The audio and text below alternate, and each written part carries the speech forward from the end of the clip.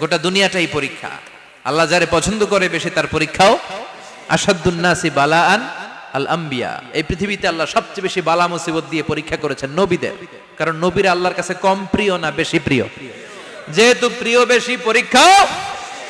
এজন্য মুমিনের উপর যদি পরীক্ষা আসে, মুমিনের উপর যদি অত্যাচার আসে, মুমিনের উপর যদি ধৈর্যের পরীক্ষা আসে, জেল জরিমানা আসে, মুমিন ওইটারে ভয় পায় না। মুমিন ভয় পায় একজনকে, চিল্লায় বলেন তিনি কে?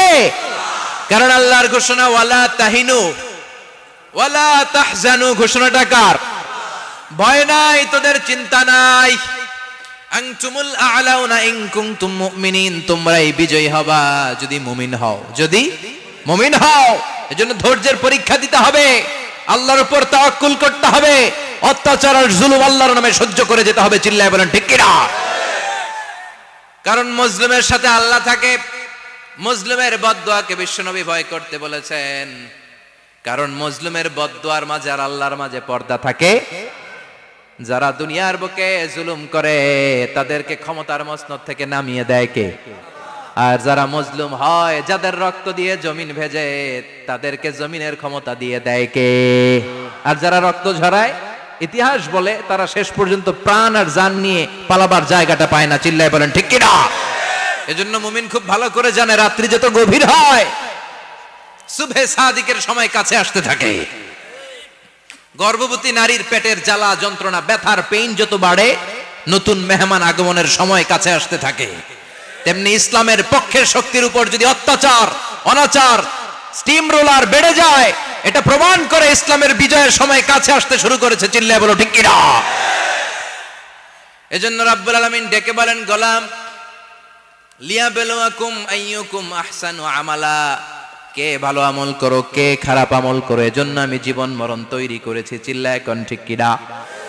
এরপর আল্লাহ বললেন, ওয়ালাকাদ যায়্যানাস সামাআদ দুনিয়া বিমাসাবিহা ওয়া জাআলনাহা রুজুমান লিশ-শায়াতিন। সুবহানাল্লাহ বলেন।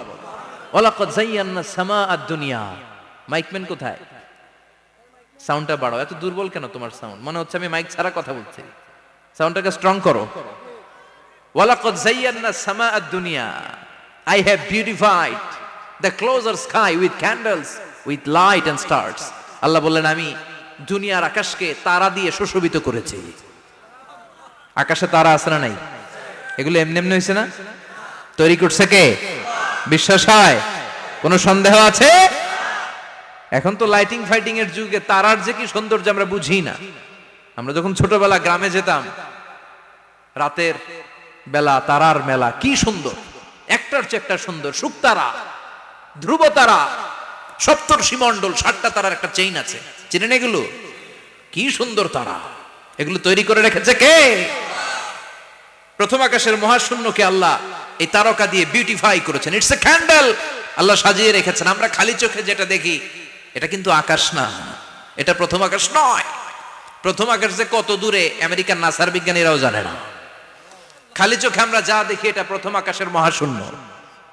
এর অনেক অনেক অনেক উপরে প্রথম আকাশ। এরপরে দ্বিতীয় আকাশের মহাশূন্যের স্তর শুরু, এরপরে দ্বিতীয় আকাশ, তারপরে তৃতীয় আকাশের মহাশূন্যের স্তর শুরু, তারপরে তৃতীয় আকাশ। একটার চেয়ে আরেকটা বড়। প্রথম আকাশের চেয়ে দ্বিতীয় আকাশ কত বড় বলি, আপনার হাতের আংটিটা যদি সাহারা মরুভূমিতে আপনি ছুঁড়ে ফেলে দেন, পুরো মরুভূমির তুলনায় আংটি যত ছোট, আল্লাহর দ্বিতীয় আসমানের তুলনায় আল্লাহর প্রথম আসমানটা ঠিক তত ছোট। একটার চেয়ে একটা বড়, একটার চেয়ে একটা বড়। সূর্য দেখে আমরা অবাক হয়ে যাই, 9,30,00,000 মাইল দূরে। এই পৃথিবীর চেয়ে 13 লক্ষ গুণ বড়। এটার সানশাইন, আলো আসতে পৃথিবীতে 8 মিনিট 18 সেকেন্ড লেগে যায়। আমরা মনে করছি সূর্যই বড়। আমরা বসে আছি মাইথার দিয়াতে, তাই না? এই জায়গাটার নাম কি? মাইথার দিয়া। কি খালি এতটুকু প্যান্ডেলের সমান? কত বড় মাইথার দিয়া! এই পুরো মাইথার দিয়া কোন থানায় পড়ছে? দাউদকান্দি। দাউদকান্দি হচ্ছে কুমিল্লার 16টা থানার একটা, ঠিক কিনা? 16 থানা মিলে কুমিল্লার একটা জেলা। এরকম কয়টা জেলা আছে? 64 জেলা। এই 64 জেলা মিলে আমাদের সুজলা সুফলা শস্য শ্যামলা ডিজিটাল বাংলাদেশ। কথা কন। আর বাংলাদেশ হচ্ছে পৃথিবীর সবচাইতে বড় দেশ। হ্যাঁ, 64 জেলা, এরপরে ছোট।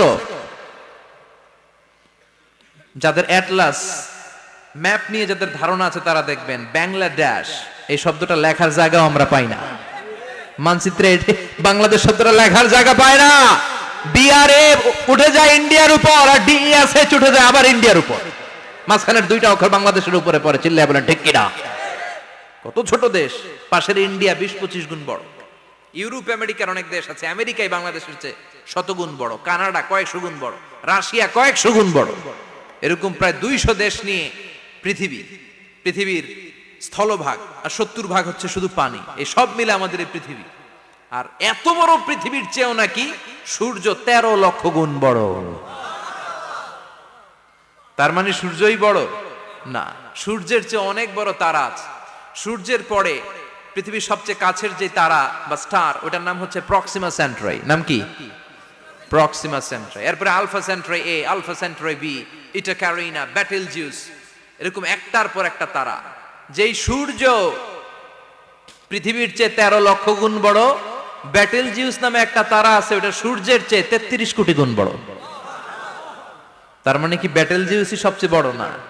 ছোট্ট একটা তারা। এই বেটেলজিউসরে খেয়ে ফেলাইতে পারে এরকম 1000 কোটি গুণ বড় সাইজের তারা আছে না নাই? এরকম কয়েক বিলিয়ন তারা নিয়ে আমাদের গ্যালাক্সি গঠিত। আমাদের গ্যালাক্সি, এটার নাম মিল্কি ওয়ে। এটার নাম কি? আমাদের গ্যালাক্সি। এই গ্যালাক্সিতে আমাদের অবস্থান। এরকম কত হাজার কোটি গ্যালাক্সি আছে আমেরিকার নাসার বিজ্ঞানীরাও জানে না। আমাদের গ্যালাক্সির সবচেয়ে কাছের যে গ্যালাক্সি, ওই গ্যালাক্সিটার নাম হচ্ছে অ্যান্ড্রোমেডা। কি নাম? অ্যান্ড্রোমেডা। আমাদের গ্যালাক্সি থেকে কেউ যদি কাছের গ্যালাক্সি অ্যান্ড্রোমেডাতে যেতে চায়, তার 2.5 মিলিয়ন লাইট ইয়ার্স সময় লেগে যাবে। কথাটা কঠিন হয়ে গেছে, আমি ভেঙে বলি, তারপরে সুবহানাল্লাহ কইবেন। আমাদের গ্যালাক্সির নাম মিল্কি ওয়ে। মিল্কি ওয়ে থেকে যদি কেউ অ্যান্ড্রোমেডাতে যেতে যায়, কত সময় লাগবে? 2.5 million light year. Light year মানে আলোক বর্ষ। আলোর গতিতে যদি ছোটা যায়, 2.5 মিলিয়ন মানে হচ্ছে প্রায় 25 লক্ষ। তাহলে পৃথিবীতে সবচেয়ে দ্রুতগামী যে বিষয়টা আবিষ্কৃত হয়েছে সেটা হচ্ছে আলো। এই যে লাইট মারলে যে ছুটে, এই লাইট প্রতি সেকেন্ডে 1,86,000 মাইল বেগে ছুটতে পারে। 1 মিনিটে না, 1 ঘন্টা না, 1 মিনিটে না, 1 সেকেন্ডে আলো চলে যায় কয় mile? 1,86,000। Could you imagine that? আপনি কল্পনা করতে পারেন? হয়তো মাথা নাড়াইতেছেন। এটা কি কল্পনা করা যাবে? আমার তো তার ছিঁড়ে যাচ্ছে। 1 সেকেন্ডে নাকি আলো ছুটে 1,86,000 মাইল বেগে। 1 সেকেন্ড শব্দ কইতে তো 2 সেকেন্ড লাগে। কথা কোন? এর মধ্যে আলো চলে গেছে 1,86,000 মাইল। তো কোন রকেট যদি আপনি পান, যে রকেট দিয়ে সেকেন্ডে 1,86,000 মাইল বেগে রকেটটা ছুটবে প্রতি সেকেন্ডে, খেয়াল করেন, ঘন্টায় না, মিনিটে না, কিসে?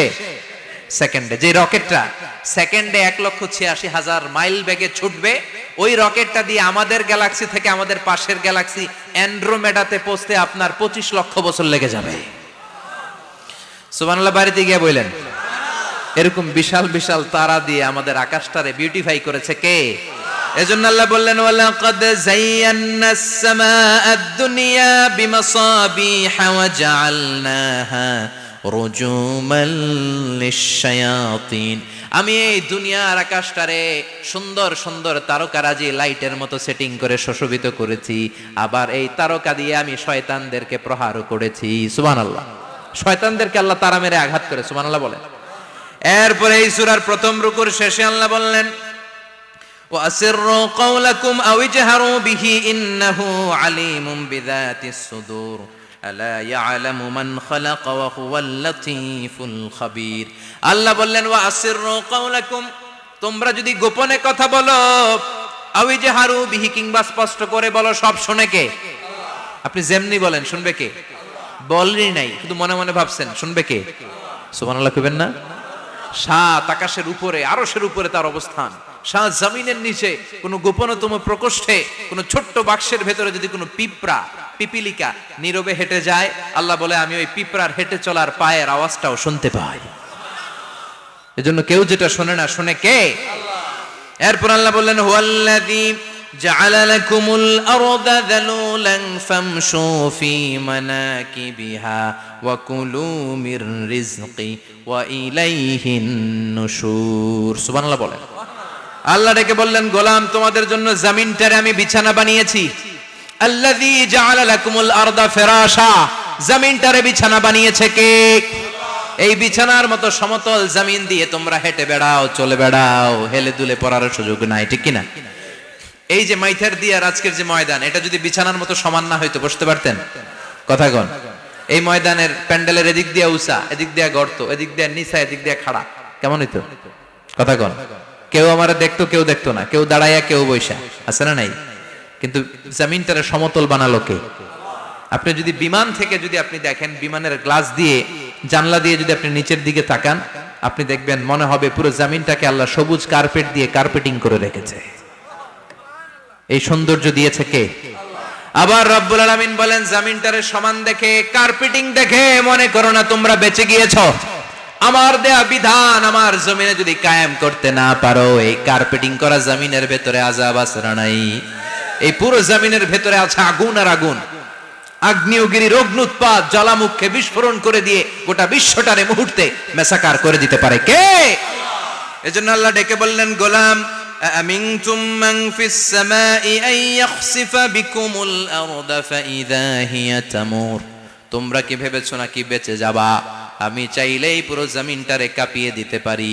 আইয়াখসিফা বিকুমুল আরদ, খাসাফ মানে ল্যান্ডস্লাইড। খাসাফ মানে কি? ল্যান্ডস্লাইড, ভূমিধস, ভূকম্পন, আর্থকোয়েক, আছে না নাই? বাংলাদেশে তো ভূমিকম্প হয় না, না? টের পাইছেন? মাঝে মাঝে মাঝরাতে হয় না? 3টার দিকে নিজেই দৌড় দিব না বাচ্চারা লইয়া দৌড় দিব, লুঙ্গি পইরা দৌড় দিব না লুঙ্গি ছাড়া দৌড়াম, কথা কম। এই ভূমিকম্প আছে না নাই? আল্লাহ বলে, মনে করো না জমিনটা সমতল, কার্পেটিং করে দিয়েছি, এই কার্পেটিং এর ভিতরেও আগুনের দলা আছে না নাই? আবার আল্লাহ বললেন, আমিনতুম মান ফিস সামাই আন ইউরসিলা আলাইকুম হাসিবা, নিচে যেমনি কার্পেটিং করা জমিনের ভেতরে অগ্নুৎপাত রেখে দিয়েছি, মাথার উপর থেকে আযাব দেওয়ার সুযোগ আছে না নাই? চাইলে আল্লাহ অগ্নি বৃষ্টি দিতে পারে, আগুন বৃষ্টি দিতে পারে, ঠান্ডার বজ্রপাত দিতে পারে। আপনারা লূত আলাইহিস সালামের কওমের নাম শুনেছেন? তারা হোমোসেক্সুয়ালিটি, সমকামিতা করত, ফলে আল্লাহ তাআলা বিশাল এক চিৎকার মেরে সাইয়েদনা জিবরাইলের মাধ্যমে পুরো জমিনটারে শেষ করে দিলেন। ফাজআলনা আলিয়াহা সাফিলাহা ওয়া আমতারনা আলাইহিম হিজারাতাম মিন সিজিল, তাদের অপকর্মের কারণে জর্ডানের ওই এলাকাটাকে আল্লাহ বললেন, জিবরাইল এলাকাটারে হাতে তুলে নে, আকাশের উপরে তুলে পুরো এলাকা সহ মানুষ সহ জমিনের মধ্যে গেড়ে দে। জমিনের নিচের মাটি উপরে নিয়ে গেল কে? উপরের মাটি নিচে নিয়ে গেল কে? পুরো জায়গাটা এখন ডেড সি হয়ে গেছে। কি সি? ডেড সি নাম শুনেন নাই বোধহয়? আজকে শুনে রাখেন, এটারে বলে মৃত সাগর। এটা গজবের জায়গা, ওখানে মানুষও ডুবে না। লবণের ডেনসিটি, সল্টের ডেনসিটি এত হাই, এই পানির মধ্যে এত গজব, এর মধ্যে কোনো মাছ জন্মায় না, চিংড়ি জন্মায় না, কাঁকড়া জন্মায় না, ব্যাং হয় না, শ্যাওলা হয় না, কিচ্ছু বাঁচে না। এটা গজবের জায়গা, চিল্লায় বলেন ঠিক কিনা?